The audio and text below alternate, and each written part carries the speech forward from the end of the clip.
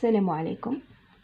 Donc, comme prévu, je vous envoie donc en YouTube une explication, donc des explications du cours de phénomène de transport ou la théorie de transport. Lorsqu'on parle du transport, on parle du transport de quoi?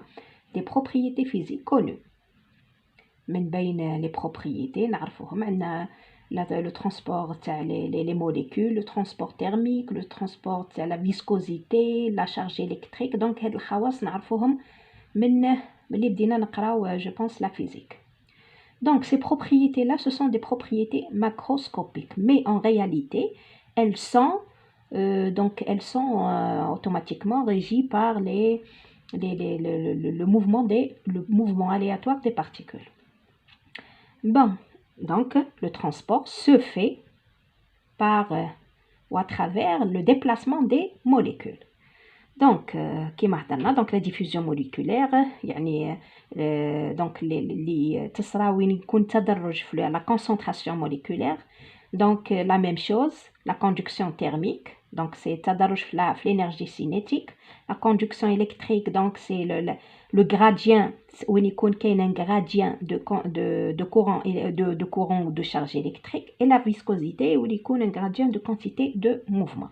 Donc où il y a un gradient يعني تدرج, donc gradient اللي هو تدرج وين يكون كاين un gradient يكون كاين un transport de la propriété qu'on va appeler X. Maintenant, si on veut donc traiter ce problème, نقدروا نوليو la théorie microscopique. Donc il faut voir la connaissance ou là il faut connaître la distribution moléculaire en fonction du temps, c'est une distribution. Donc كذلك on va admettre que selon la littérature, donc on va admettre que les particules du gaz ont une trajectoire rectiligne entre deux collisions. كل ما يكون donc ما بين تصادم وتصادم la trajectoire راح تكون rectiligne يعني مستقيمة. Donc on va introduire le concept de libre parcours moyen وهو الطول المتوسط ما بين deux collisions. Ce cours-là, c'est un cours très simple, donc il va au microscopique et on va considérer les particules qui m'offrent la théorie cinétique des sphères rigides. Les collisions sont de nature, élastique. Donc, c'est la page 1 هذه libre parcours moyen ou durée moyenne de collision.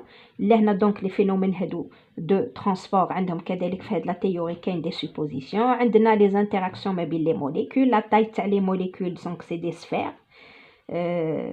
Donc c'est des sphères. Les collisions entre molécules, on va les considérer comme des collisions élastiques. Donc, à la suite de chaque collision, بعد كل تصادم ما بين deux molécules, la vitesse individuelle de chaque particule est modifiée. Et on va voir que elle est modifiée برك من جهة الاتجاه. ونبقاو هازين la vitesse moyenne et on va considérer comme en théorie cinétique. Donc on est toujours dans le domaine microscopique. On va considérer la statistique de Maxwell, la distribution des vitesses. Donc c'est important في الكورة دي, c'est toujours la statistique de Maxwell.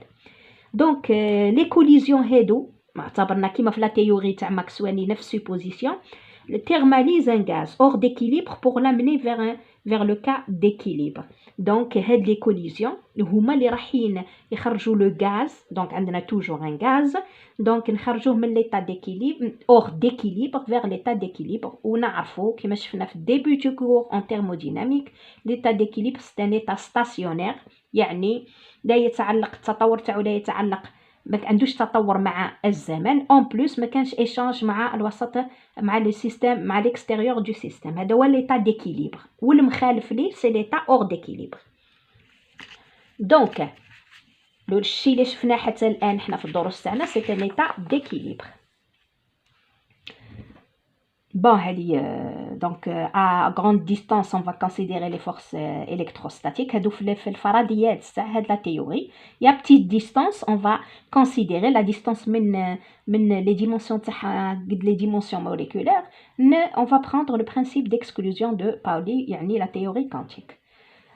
الآن, donc on va définir في هاد la partie des définitions essentielles في la théorie du transport اللي هي la fréquence de collision تردد التصادمات عندنا le libre parcours moyen وعندنا le temps moyen de collision. Donc هاد لو شيما هذا ينعت des collisions في chaque extrémité ما بين molécules et autres molécules.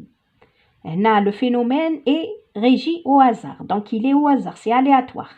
Donc البعد ما بين تصادم وتصادم، البعد ما بين تصادم